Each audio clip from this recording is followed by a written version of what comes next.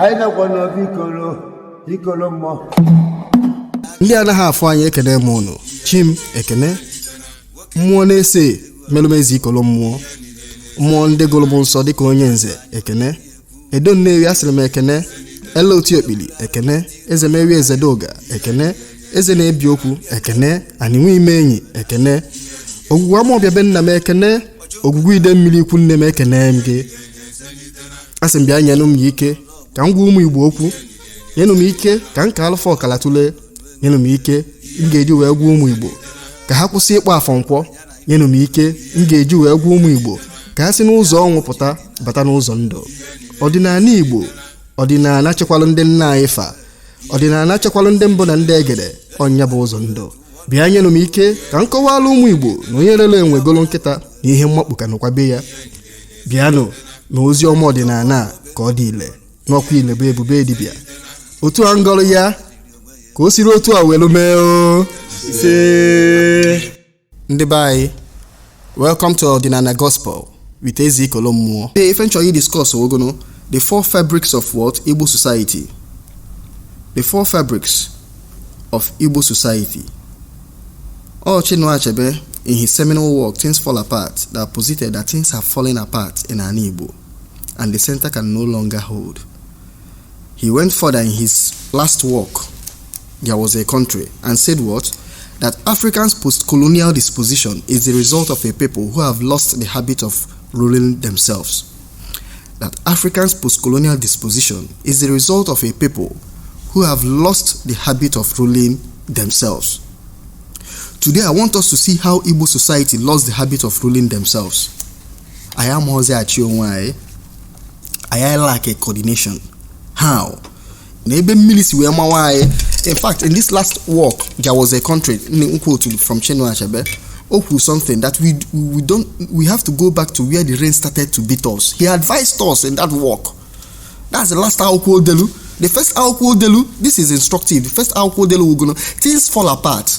On a go to things will fall apart na Igbo. If an Igbo before things will fall apart. Then in his last work, or all the last work, There Was a Country. The writers are prophets. I believe Chinua Achebe was a prophet, or is a prophet. Or There Was a Country. In that book, that Africans' post-colonial disposition, that's Africa today, and Igbo today, is the result of a people who have lost the habit of ruling themselves. So today I want to show you the fabrics of Igbo society that we lost.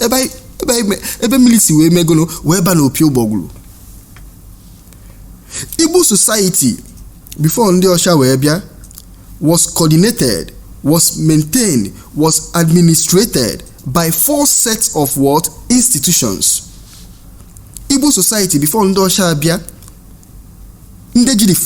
the fabric of Igbo society, Ndena administrated the Igbo society with these 4 sets of what? Institutions. Because a society is ruled by institution, is led by their institutions. Once you have weak institutions, you have weak society.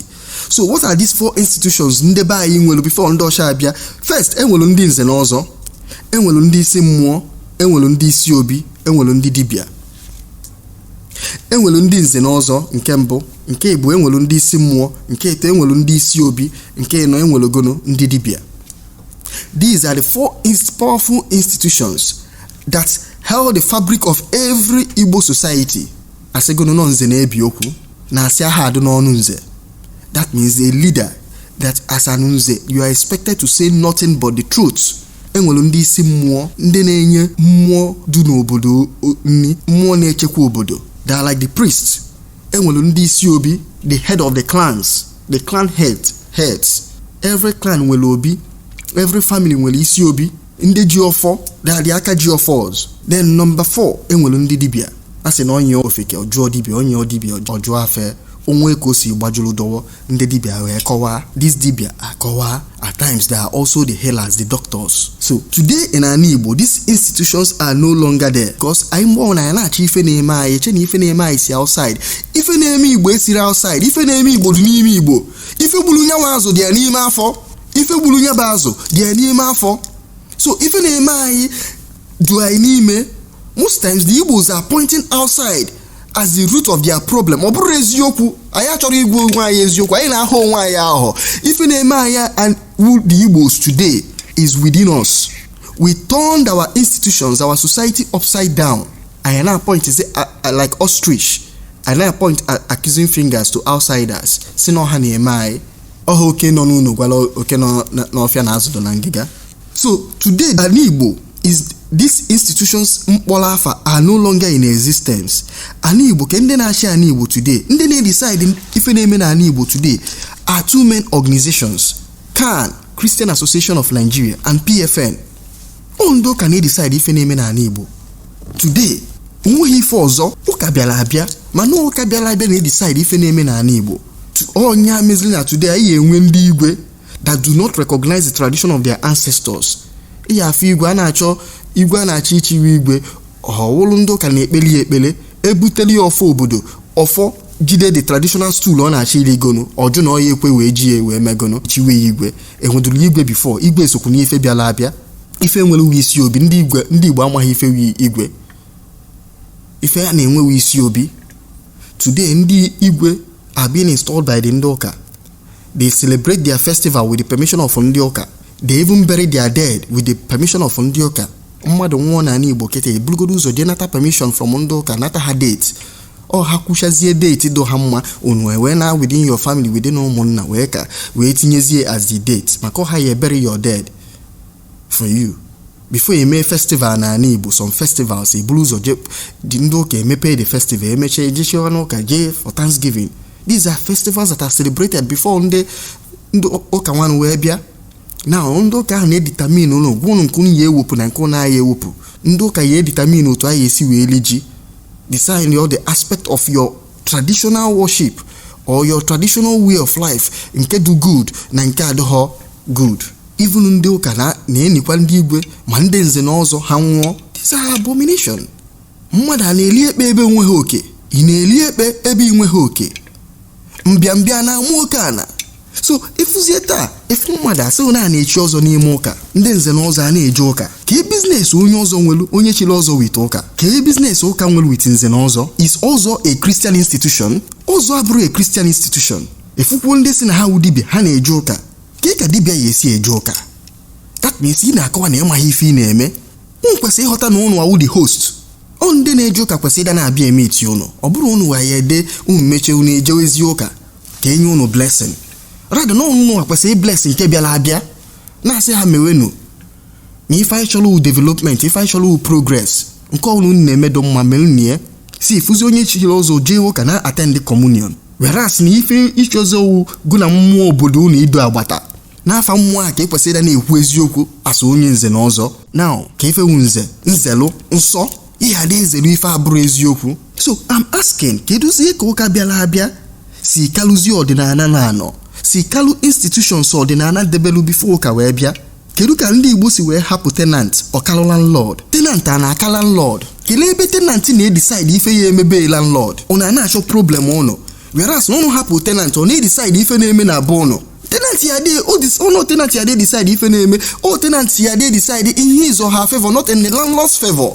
So this is where our problem starts as a people, and we must be bold enough to acknowledge this. Today here ndị Igbo ha do so serious. Na-alụsi unu ụka ike. Ụka ahụ tụcha ego ebude ọnụ nke si Rome ebude adị ego Rome. Ọnụ nke si England a na-ebudala ha ego na England. Ọnụ nke si ana Yoruba na-ebudala ha ego na ana Yoruba. Every Sunday atụọ ego a budasi ya na mba dị iche iche. Ife ndị Igbo na-emewe generate ndị mmadụ ego every Sunday. Mana unu nwere okwu mmụọ nke unu wụ chọọchị nke unu. Ọnụ na-amarụ na the same thing. Na okwu mmụọ wụ chọọchị ndị Igbo. Like otu anyị nọ anyị nwụ ndị Nnewi, anyị nwere mmụọ na-ese Nnewi nwelunu. Ife awụ the for me the 5 churches Nnewi nwelu that is originally your own, indigenous to your own. This is your own. Ọ bụrụ nke bịala abịa no. When I say ife bịala abịa kwesịrị ịbịa wu nke na-anọ. And you cannot give more honor to guests than members of your own family. It's stupidity. Negodu churches ịbịa na Nnewi, negodu nnukwu churches ma ndị nnukwu mmadụ lụgasịrị na Nnewi a. Inenezi okwu mmụọ nke ha, malụ nke ha lụọ na, malụ nke ha dozie na no. And at times it makes me to wonder, aya na-echedukwu uche. Do you know that what can bring tourists to your place?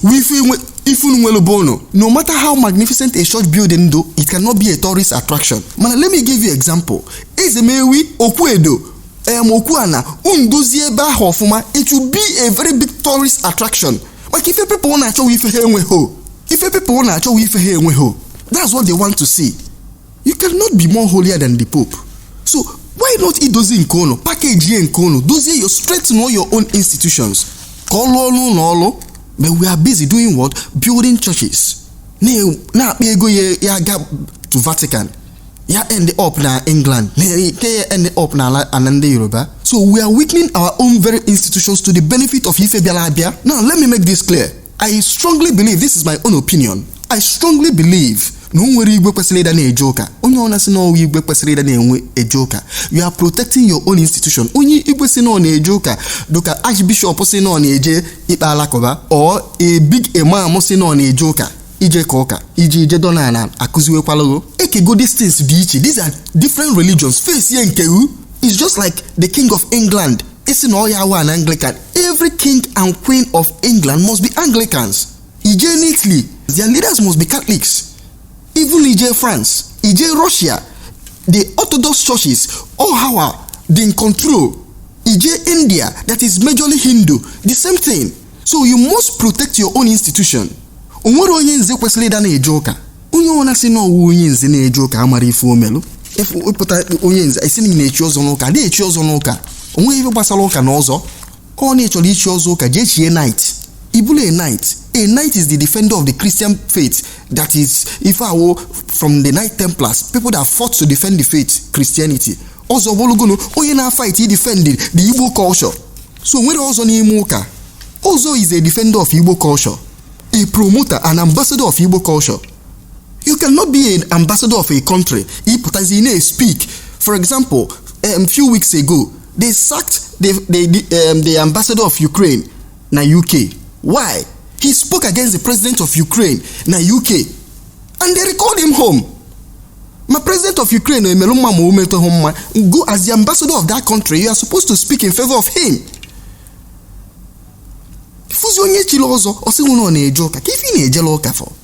You don't understand your role as onyenze. Now, onwere dibia kwesịrị ịda na-eje ụka, onwere onye nze kwesịrị ịda na-eje ụka, onwere onye igwe kwesịrị ịda na-eje ụka, onwere onye isi obi kwesịrị ịda na-eje ụka. Because these tools, these institutions are purely traditional. They are purely Igbo, only Igbo way.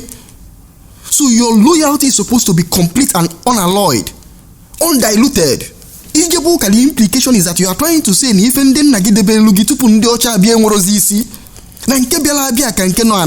is what you are trying to say. I do not understand why Igbos think that Ordinana and Oka can be mixed. I don't understand where this orientation is coming from. I'm from religious brainwashing. You cannot mix Ordinana and Oka. Oka is a different religion. Beautiful. Oka malomwe ejem Oka. Amuta mife mbwenjelo Oka. Ordinana do kwa mma.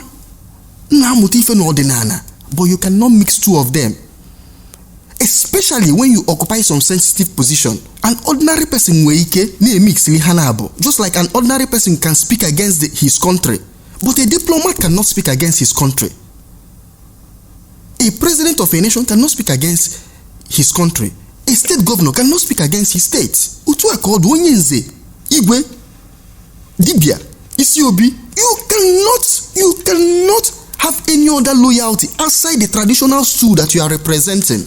So I don't know why those who are in sensitive traditional stools think that they should kowtow to the church. Can the church need dictate?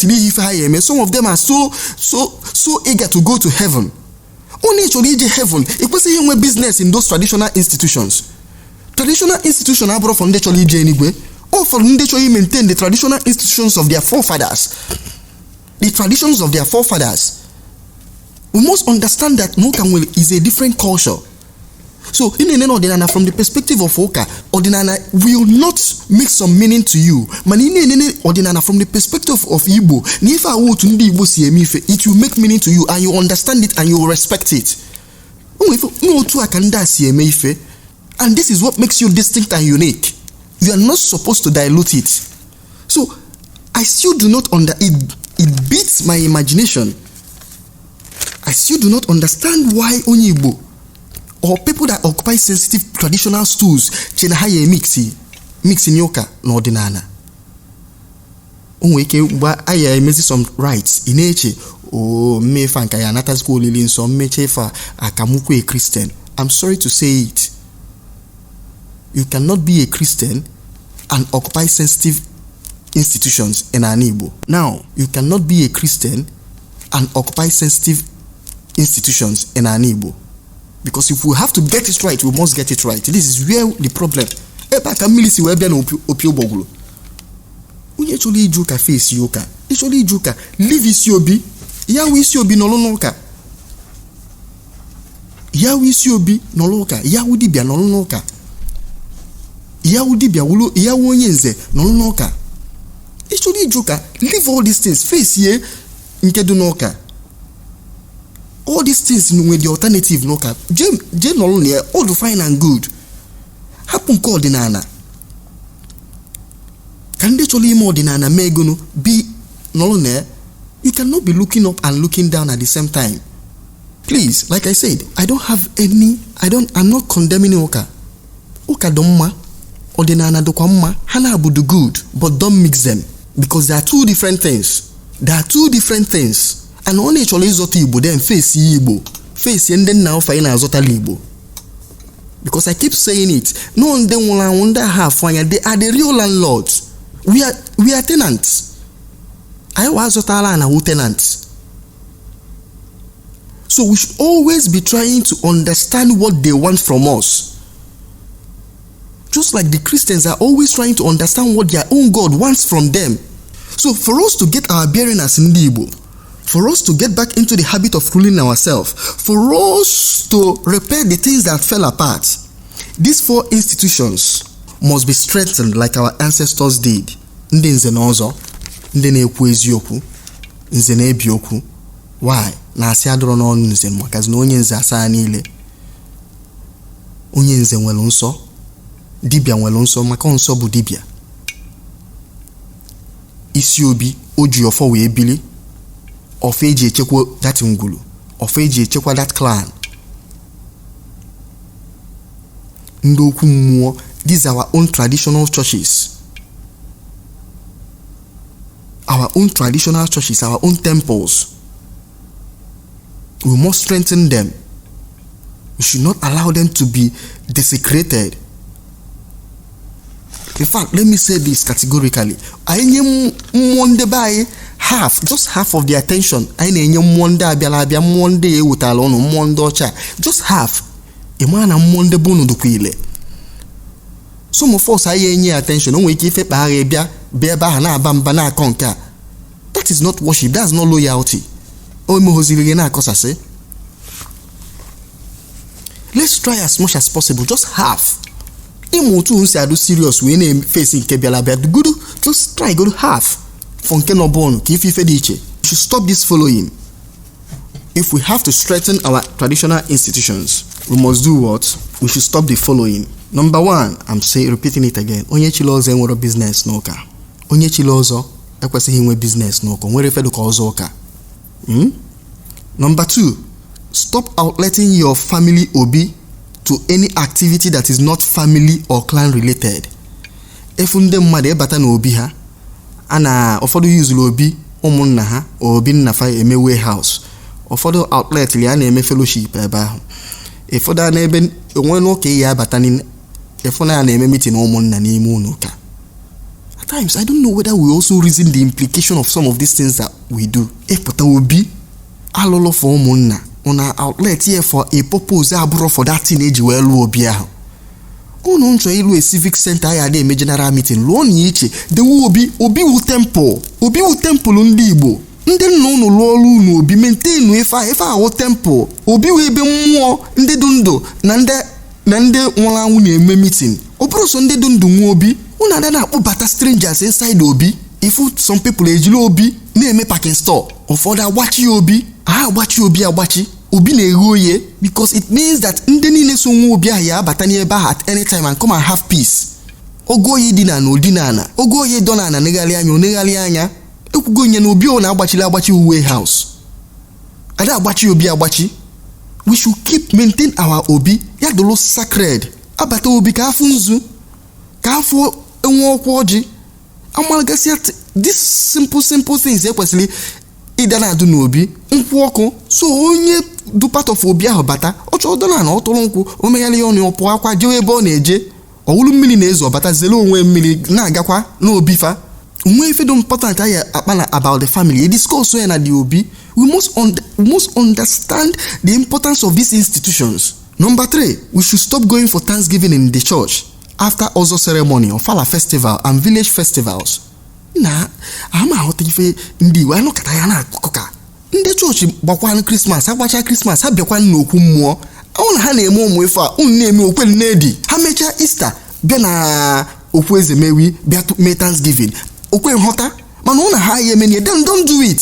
Stop compromising your institutions. Number 4, our Igwes and Isiobis should stop attending churches. Hey, no business here, they don't have any business there. Number 5, we should monitor what our Isimuos are doing at our Okumuos before they turn it into their private office or compromise the place. Mako the problem I na-enwe na Igbo now. Ndị Isimuo ụfọdụ ndị Isimuo maka ha na-ejezuru ha anya ha turn on isi Okumuo to their own private office. Ụfọdụ eje na mba just atọgụ adịe na Okumuo obodo. But in the same vein, we must also look into their welfare as Isimuo and see that they are well taken care of, the same way that the other religions take care of their priests. Number 6, we should look at how as a community we can regulate those who claim to be practicing dibias within our communities. There should be regulation. The community ajafa. It's time for us to wake up and strengthen our traditional institutions because our strength lies in our institutions. Where things fell apart is from our institutions. Let's strengthen back our traditional institutions and we'll see the rise of Igbo race again. Dalono, thank you.